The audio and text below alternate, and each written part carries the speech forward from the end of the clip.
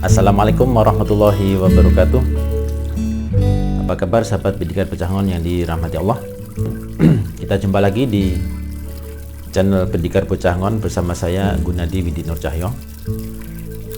Setelah kita beberapa episode belajar karakter dari nilai-nilai budaya Nusantara, maka pada episode ini saya mengajak sahabat semuanya untuk kembali mengambil hikmah dari kisah-kisah yang terkandung di dalam kitab suci Al-Quran.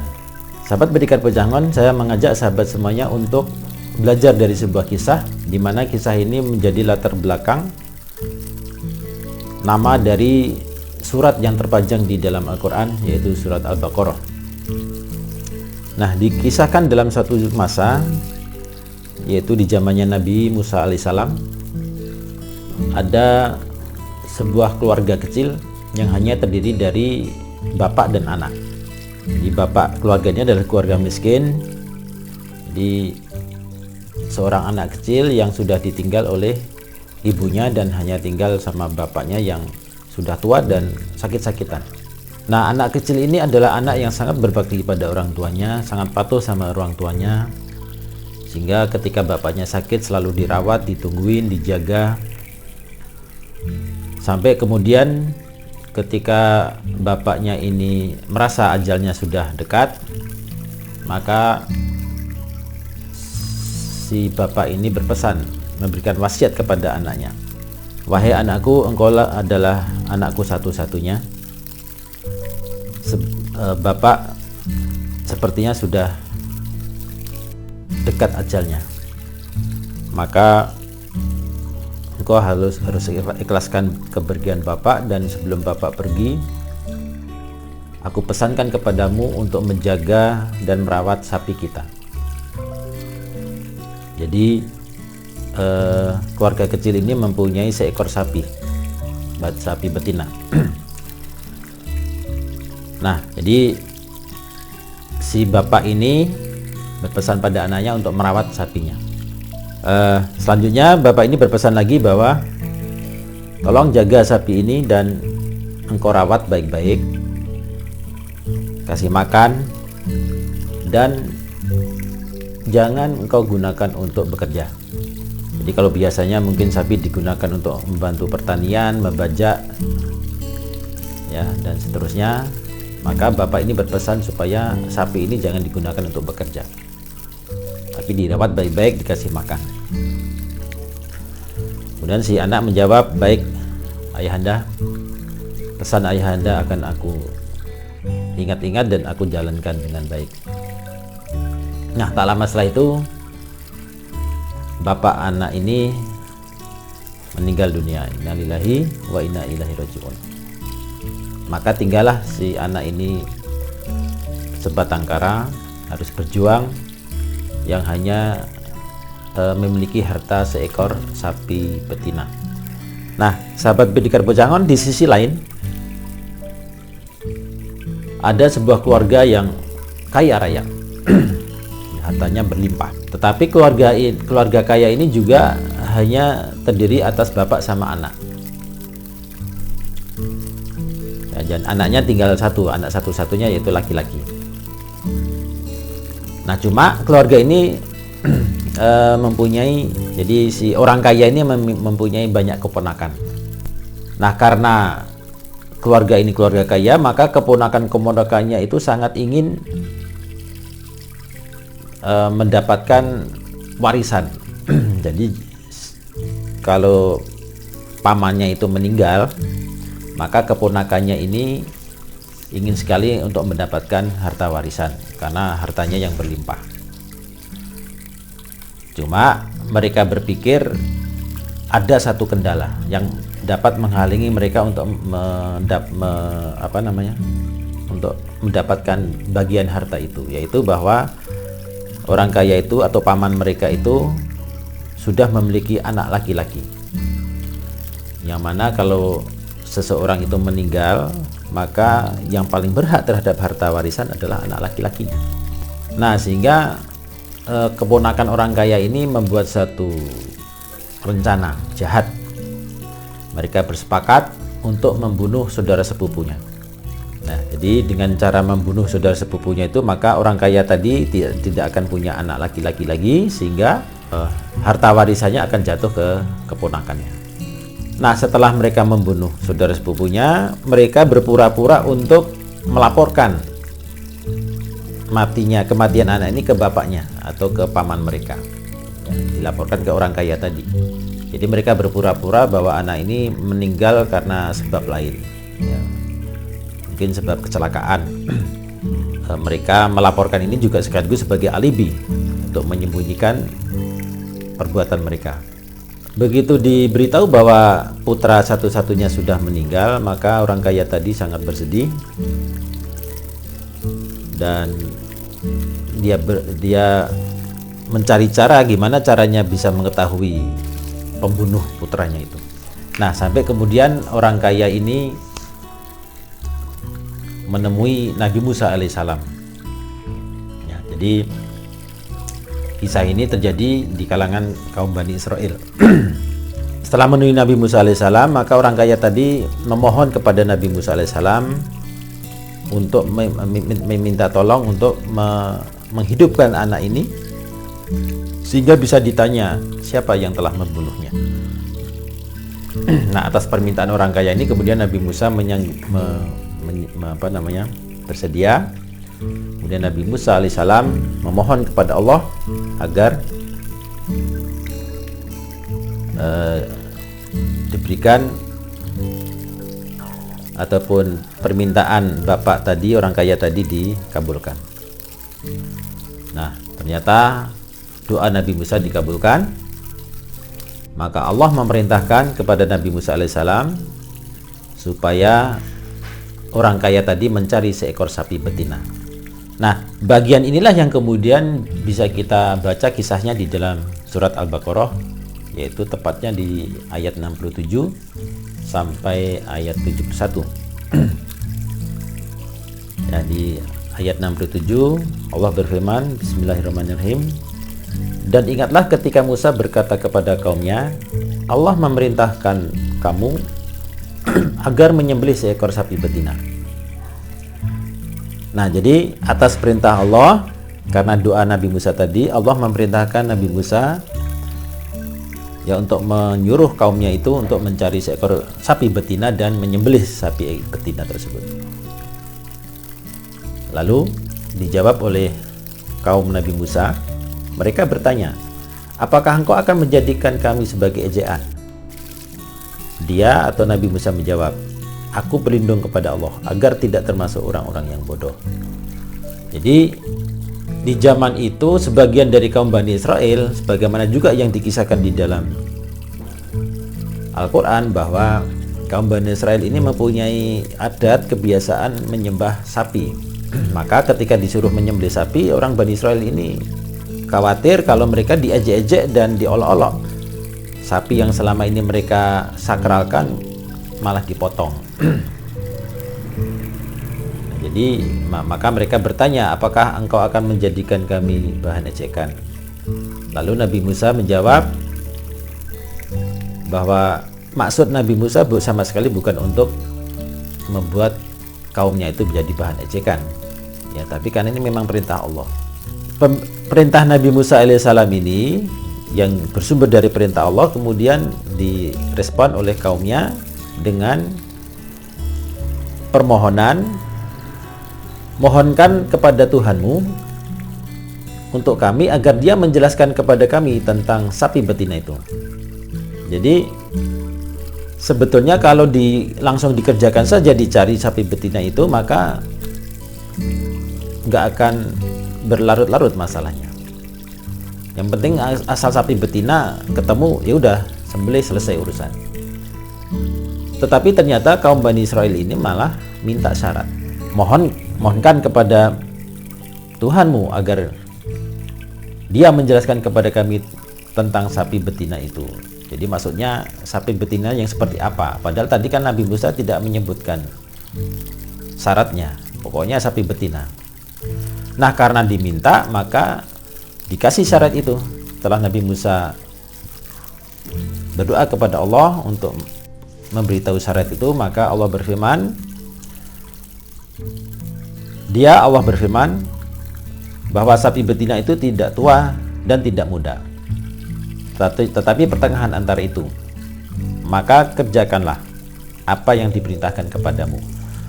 Nah, karena diminta syarat, maka Allah kasih syarat, yaitu syaratnya sapi itu tidak tua dan tidak muda.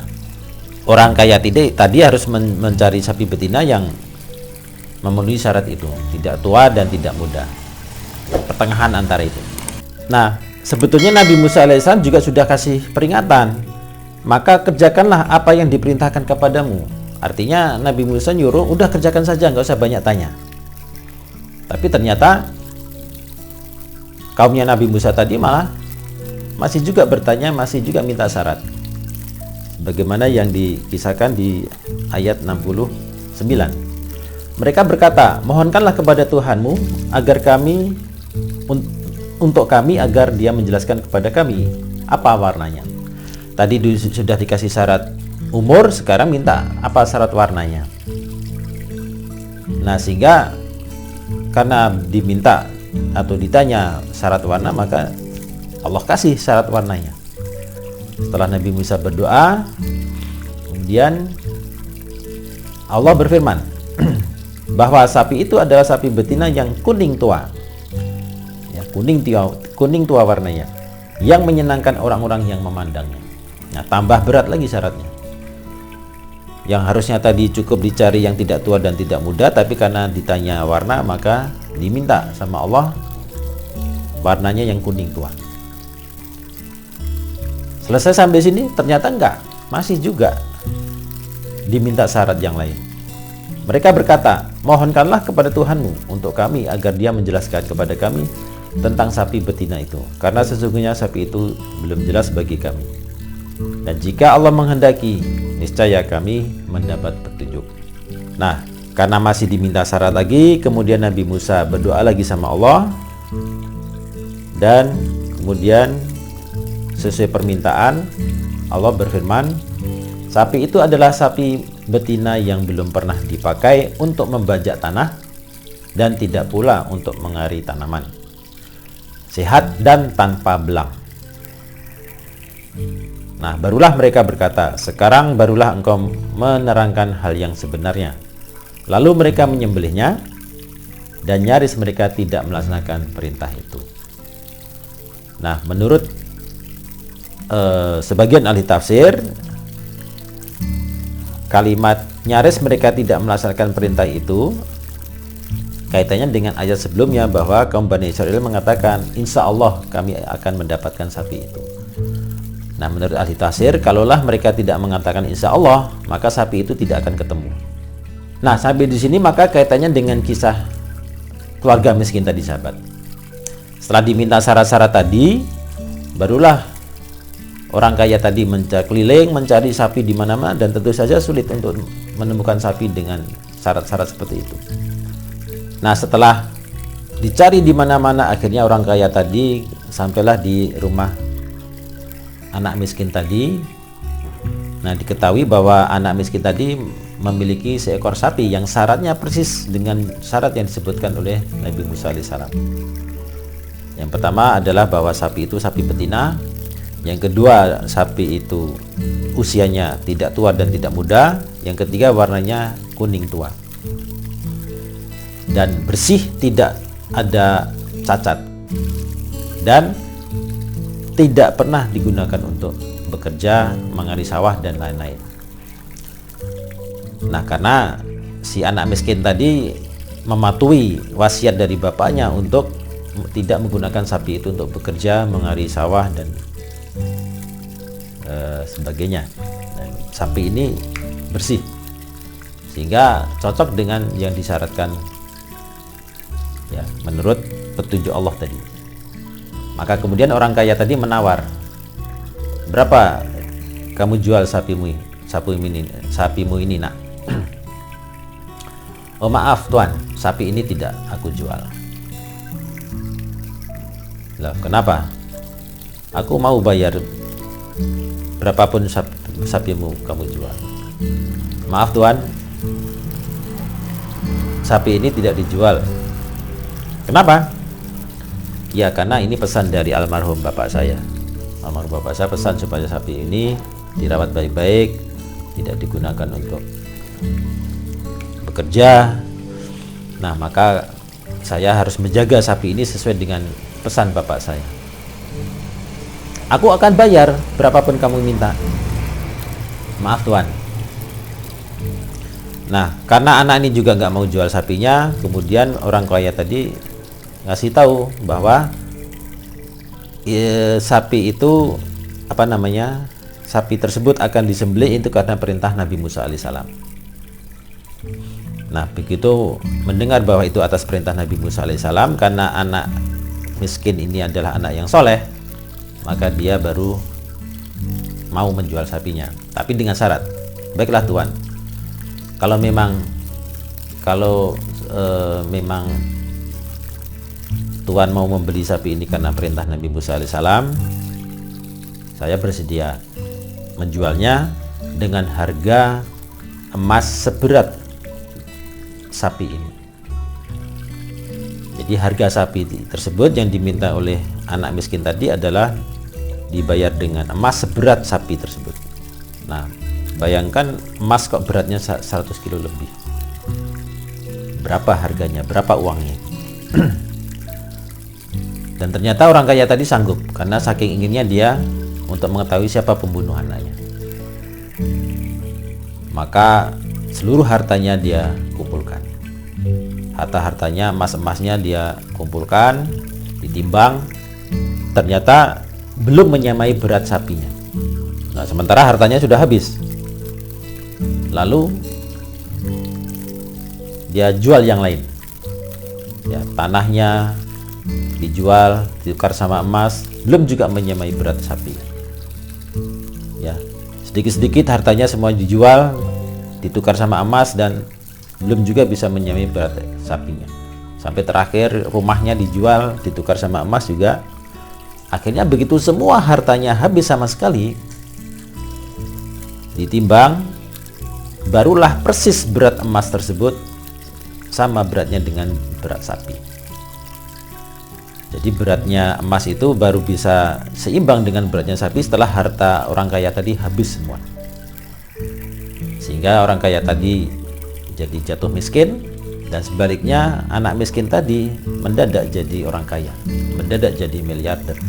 Nah lanjutan dari kisah ini sebagaimana yang juga dikisahkan dalam Al-Quran, kemudian sapi itu disembelih, kemudian oleh Nabi Musa diambil bagian yang paling lunak, yaitu di bagian lidahnya, dipukulkan ke jenazah anak orang kaya tadi. Dengan izin Allah, anak yang sudah mati tadi hidup kembali. Kemudian ditanya sama bapaknya, anakku, siapa yang telah membunuhmu? Maka satu persatu saudara sepupunya dia tunjuk.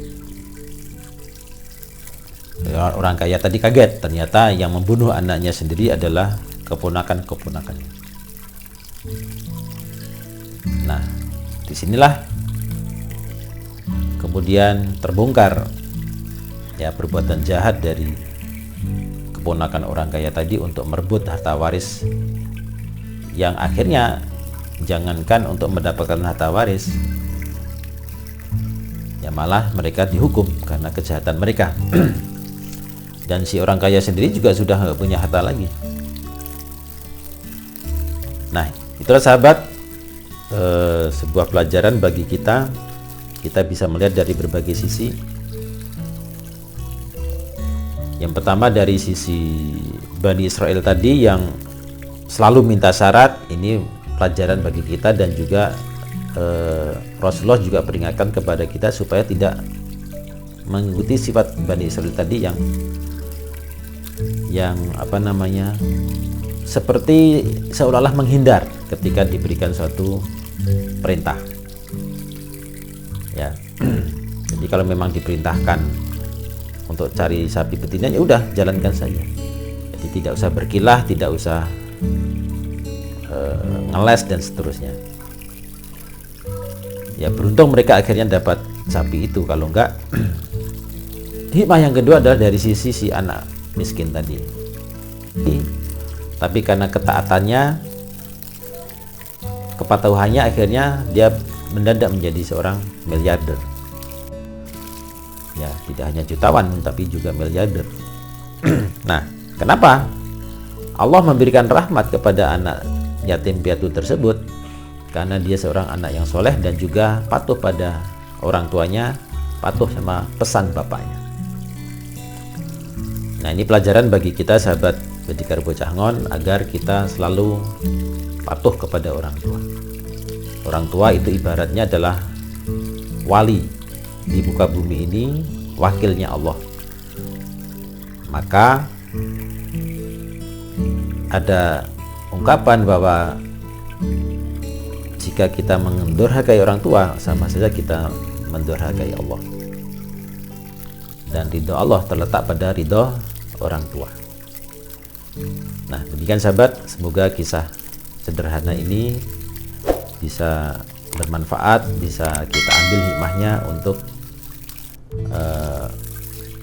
menjadikan karakter kita, untuk kita praktekkan dalam kehidupan sehari-hari, untuk selalu patuh pada orang tua, dan juga untuk selalu mematuhi atasan kita, mematuhi orang tua kita, apapun yang diperintahkan kita jalankan dengan baik.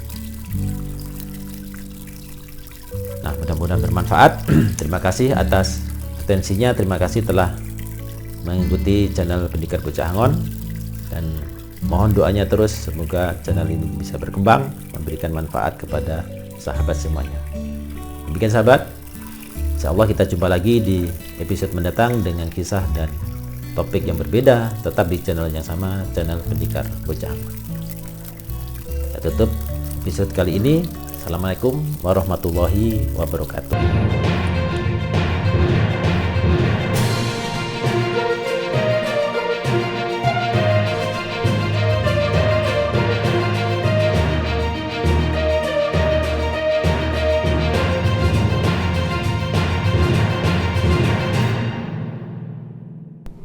Di nama ulang. Hai anakku, kau adalah anak satu-satu sayang ibu. Ulang. Nah, disinilah